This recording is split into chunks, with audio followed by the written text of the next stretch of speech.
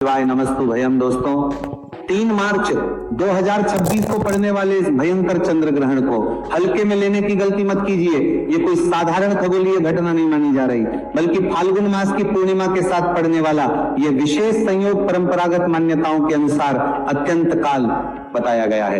यदि इस समय अनजाने में भी कुछ बड़ी भूल हो जाए तो पूरे वर्ष आर्थिक तंगी, मानसिक अशांति और कार्यों में रुकावट का सामना करना पड़ सकता है। ऐसी चेतावनी प्राचीन परंपराओं में बार बार दी गई है।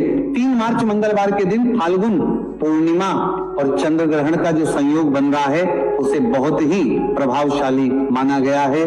कहा जा रहा है कि आसमान में लालिमा लिए चंद्रमा दिखाई देगा, जिसे सामान्य भाषा में ब्लड मून भी कहा जाता है। विशेष बात यह है कि यह चंद्र ग्रहण हमारे भारत देश में स्पष्ट रूप से दिखाई देने वाला है और इसी कारण इसका सूतक काल भी पूर्ण रूप से मान्य माना जाएगा। अब सबसे पहले समय को ठीक से समझ लेना बहुत जरूरी है, क्योंकि यहीं पर सबसे ज्यादा लोग गलती कर बैठते हैं। ज्योतिषी के अनुसार ये चंद्र ग्रहण दोपहर लगभग 3:20 से प्रारंभ माना गया है, लेकिन भारत में इसका दृश्य प्रभाव चंद्रोदय के समय दिखाई देगा। शाम लगभग 6:20 से 6:26 के बीच जब चंद्रमा उदित होगा तब वह ग्रहण की अवस्था में रहेगा और लगभग 6:47 के आसपास इसका समापन माना गया है। चूंकि यह ग्रह भारत में दिखाई देगा, इसलिए शास्त्रीय मान्यता के अनुसार इसका सूतक काल ग्रहण से लगभग 9 घंटे पहले शुरू माना जाता है। इस गणना से देखा जाए तो सुबह लगभग 6:20 से सूतक काल प्रभावी हो जाएगा और शाम 6:47 तक रहेगा। सूतक का अर्थ डर नहीं होता, सूतक का अर्थ है सावधानी, संयम और सजगता।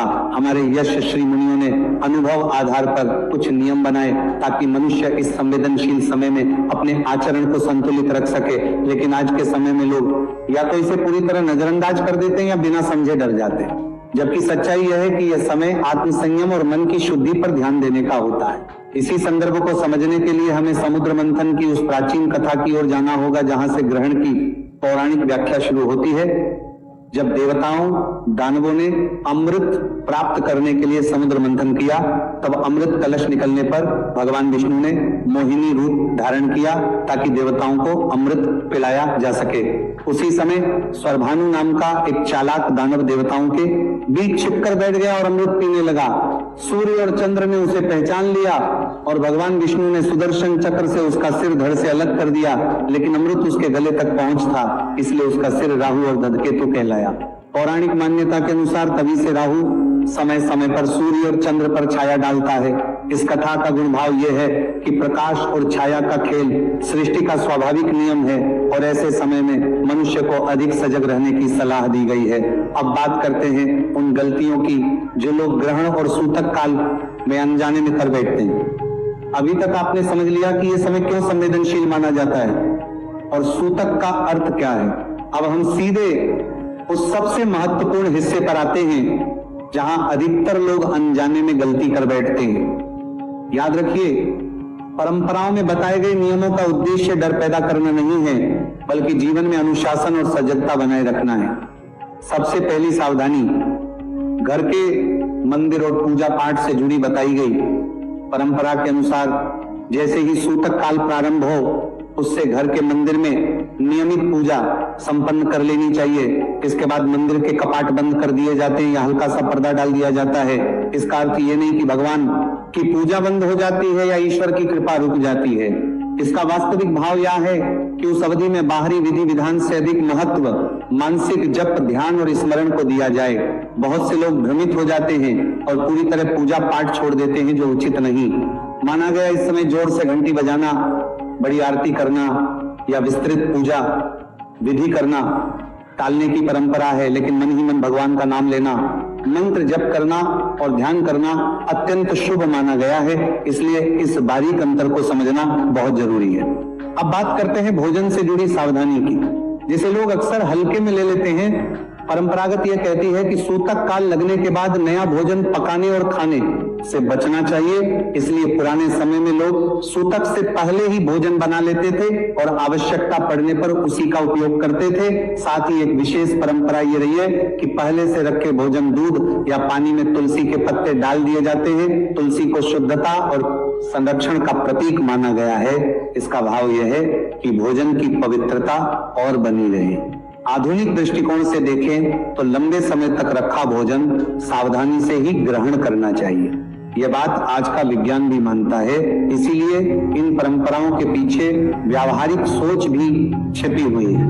अब एक और बड़ी गलती की बात कर लेते हैं। सूतक काल में अनावश्यक काट छांट के कार्य परंपरा में कहा गया है कि इस समय बाल कटवाना, नाखून काटना, सिलाई, कटाई से कार्य टालनी चाहिए। इसका मुख्य उद्देश्य यह था कि व्यक्ति समय को शांत और स्थिर अवस्था में बिताए, न कि भाग दौड़ और शारीरिक व्यस्तता में। इसी तरह इस अवधि में क्रोध, झगड़ा और कटु वचन बोलने से विशेष रूप से बचने की सलाह दी गई है। ध्यान रखिए, जब मन पहले से ही संवेदनशील होता है और हम उस समय विवाद में पड़ जाते हैं तो मानसिक तनाव कई गुना बढ़े।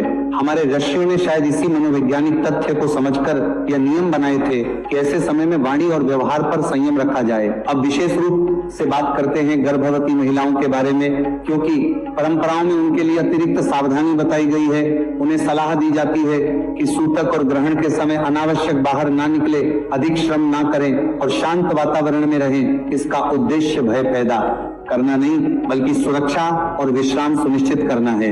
गर्भवती महिलाओं को सकारात्मक विचारों में रहने, धार्मिक या प्रेरणादायक बातें सुनने और मन को शांत रखने की सलाह दी जाती है, क्योंकि यह समय मानसिक स्थिरता बनाए रखने का होता है। अब बात करते हैं कि इस समय क्या करना अत्यंत शुभ माना गया है। शास्त्रों में ग्रहण काल को जप, ध्यान और आत्मचिंतन का उत्तम समय बताया गया है। कहा गया है कि इस समय किया गया मानसिक जप सामान्य समय की तुलना में अधिक प्रभावी माना जाता है।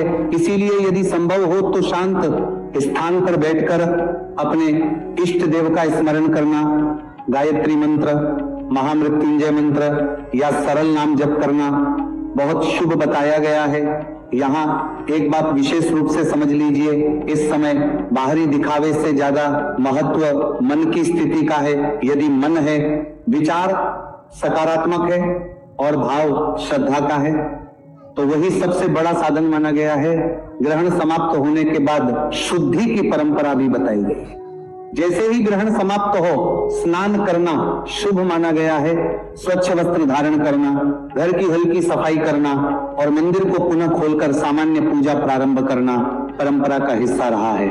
कुछ लोग स्नान के में थोड़ा गंगा जल या चुटकी भर नमक भी मिलाते हैं, जिसे प्रतीकात्मक शुद्धि का रूप माना जाता है।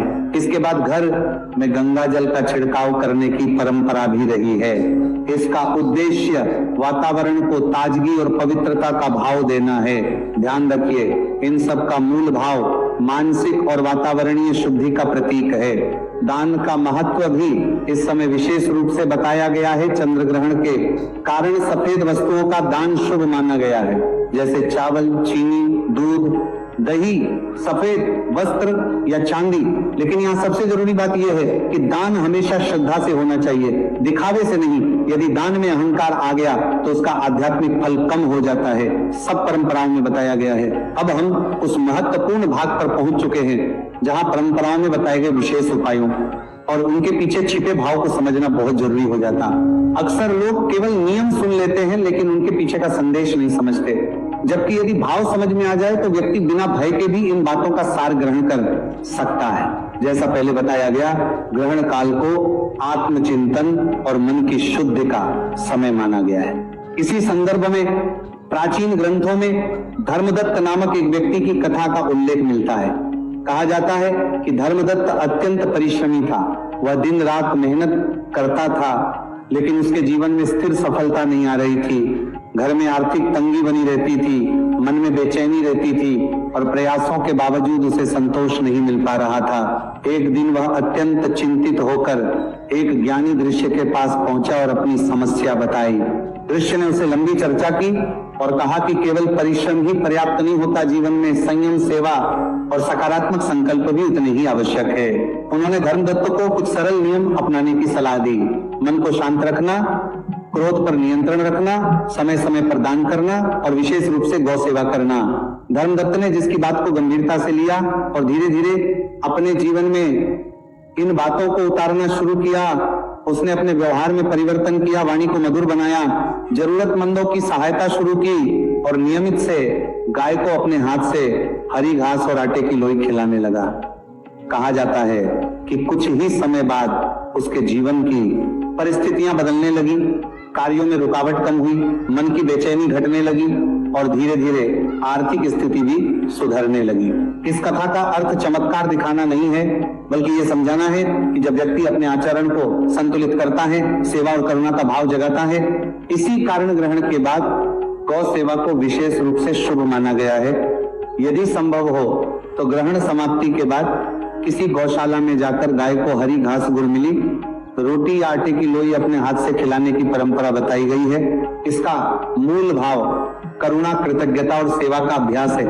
जब मन में दया का भाव आता है तो व्यक्ति के भीतर की कठोरता धीरे धीरे कम होने लगती है। इसी क्रम में पक्षियों को दाना डालना भी शुभ कर्मों में गिना गया है। सुबह या अगले दिन छत पर या खुले स्थान पर दाना और पानी रखना एक सरल लेकिन अत्यंत सकारात्मक आदत मानी गई है। यह केवल धार्मिक कर्म नहीं बल्कि प्रकृति और जीवों के प्रति संवेदनशील बनने का अभ्यास भी है। अब एक और परंपरागत उपाय की चर्चा करते हैं जिसे कई लोग जानते तो है लेकिन सही तरीके से समझते नहीं। कहा जाता है कि ग्रहण के दिन या उसके तुरंत बाद मुख्य द्वार पर घी का दीपक जलाना और घर के दक्षिण भाग तेल का दीपक प्रज्वलित करना शुभ माना गया है। इसका प्रतीकात्मक अर्थ है घर में प्रकाश, संतुलन और सकारात्मक ऊर्जा का स्वागत करना। ध्यान रखिए, दीपक केवल लौ नहीं है, वो सजगता और आशा का प्रतीक है। जब हम दीप जलाते हैं तो हम अपने भीतर के अंधकार को भी पहचानने और उसे दूर करने का संकल्प लेते हैं। यही इसका गुड़ संदेश है। अब बात करते हैं धन से जुड़े उस प्रतीकात्मक उपाय की जिसका उल्लेख परंपरा में मिलता है। कहा गया है कि चावल से भरी एक छोटी कटोरी में एक साफ सिक्का रखकर उसे भगवान के सामने रख दिया जाए। अगले दिन उस सिक्के को अपने धन स्थान जैसे तिजोरी या पर्स में सुरक्षित रखता है लिया जाए। इसका उद्देश्य कोई जादुई परिवर्तन करना नहीं बल्कि मन में समृद्धि का सकारात्मक संकल्प स्थापित करना है। हमारे पूर्वज रतीकों के माध्यम से मन को प्रशिक्षित करना जानते थे। जब व्यक्ति रोज सकारात्मक संकल्प देखता है तो उसके निर्णय, उसकी मेहनत और उसका दृष्टिकोण धीरे धीरे उसी दिशा में ढलने लगता है।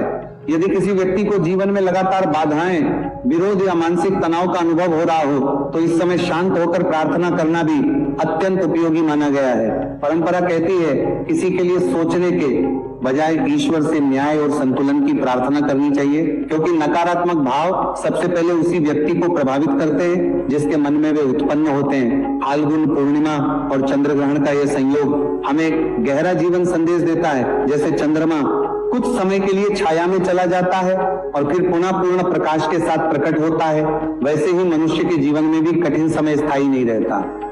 यदि हम कठिन समय में घबराने के बजाय संयम, आत्मचिंतन और सकारात्मक कर्म का मार्ग चुन ले तो वही समय हमारे लिए मोड़ साबित हो सकता है। 3 मार्च 2026 का ये चंद्र ग्रहण फाल्गुन पूर्णिमा के साथ पड़ रहा है। यह संयोग परंपरागत मान्यताओं में संवेदनशील माना गया है, इसलिए इस दिन कुछ नियमों का पालन करने की सलाह दी जाती है। लेकिन पहली बात याद रखिए, भय से नहीं समझदारी से काम लेना है। सुबह से ही इस दिन मन को शांत रखने की कोशिश करनी चाहिए। अनावश्यक वाद विवाद, क्रोध और नकारात्मक सोच से दूर रहना ही इस समय का पहला नियम माना गया है। घर के मंदिर की सामान्य पूजा सूतक शुरू होने से पहले कर लें और उसके बाद मंदिर को ढक देना परंपरा में बताया गया है। इसका उद्देश्य मन को बाहरी क्रियाओं से हटाकर भीतर की सजगता पर करना है। खाने पीने की वस्तुओं के संबंध में भी सावधानी बरतने की बात कही जाती है। सूतक से पहले बने भोजन को ढक कर रखना, उसमें तुलसी पत्ता डालना और ग्रहण के दौरान ताजा भोजन न बनाना, ये सब सावधानियां पारंपरिक रूप से बताई गई है। आधुनिक दृष्टि से देखें तो भी ये समय हल्का भोजन और संयम रखने का अवसर बन सकता है। गर्भवती महिलाओं के लिए विशेष सावधानी रखने की सलाह दी जाती है, जैसे अनावश्यक बाहर ना निकलना, आराम करना, मन को शांत रखना। इसका मूल उद्देश्य मां और शिशु दोनों को तनाव से दूर रखना है। अब बात करते हैं उस समय की जब ग्रहण समाप्त हो जाए, जैसे ही ग्रहण का मोक्ष काल पूरा हो, सबसे पहले स्नान करने की परंपरा बताई गई है। स्नान के जल में थोड़ा सा गंगा जल या नमक मिलाना शुद्धि का प्रतीक माना गया है। इसके बाद घर में हल्का सा साफ सफाई करना, मंदिर में जल करना और सकारात्मक वातावरण बनाना शुभ माना जाता है। दान का महत्व भी इसी समय बताया गया है। अपनी सामर्थ्य के अनुसार चावल, चीनी, दूध या सफेद वस्त्र का दान करना करुणा और साझा करने की भावना को मजबूत करता है। याद रखिए, दान दिखावे के लिए नहीं बल्कि शांत मन से बिना प्रचार के करना ही परंपरा का मूल है। यदि संभव हो तो अगले दिन गाय को हरी घास, गुड़ लगी रोटी या आटे की लोई खिलाना भी एक सकारात्मक सेवा मानी जाती है। इसी प्रकार पक्षियों को दाना और प्रकृति के प्रति कृतज्ञता व्यक्त करने का सरल तरीका है। इस पूरे समय का सबसे बड़ा संदेश यही है कि चंद्रमा मन का प्रतीक है। जब चंद्रमा पर छाया पड़ती है तो हमें अपने मन के भीतर भी झांकने का अवसर मिलता है। क्या हमारे जीवन में अनावश्यक तनाव है? क्या हम क्रोध, ईर्ष्या या चिंता को जरूरत से ज्यादा जगह दे रहे हैं? ग्रहण हमें रुककर ये सब देखने का देता है। याद रखिए, कोई भी ग्रहण स्थायी नहीं होता। कुछ समय के लिए चंद्रमा छाया में जाता है और फिर पहले से अधिक उज्जवल होकर निकलता है। ठीक उसी तरह मनुष्य का जीवन भी उतार चढ़ाव से गुजरता है। यदि हम कठिन समय में संयम, सेवा और सकारात्मक सोच बनाए रखें तो वही समय हमारे लिए नए द्वार खोल सकता है। इस बार की होली भी एक विशेष संदेश लेकर आ रही है। 2 मार्च की रात होलिका दहन और 4 मार्च को रंगों वाली होली खेली जाएगी। इसका भी एक प्रतीकात्मक अर्थ है। पहले नकारात्मकता का दहन, फिर रंगों का उत्सव, यानी पहले भीतर की अशांति को शांत करना, फिर जीवन को उत्साह से भरना। अंत में बस इतना याद रखिए, यह समय डरने का नहीं, जागने का है। नियमों का पालन श्रद्धा से करें, लेकिन अंधविश्वास में ना पड़े। अपने कर्म, अपनी मेहनत और अपने व्यवहार को बेहतर बनाना ही सबसे बड़ा उपाय है।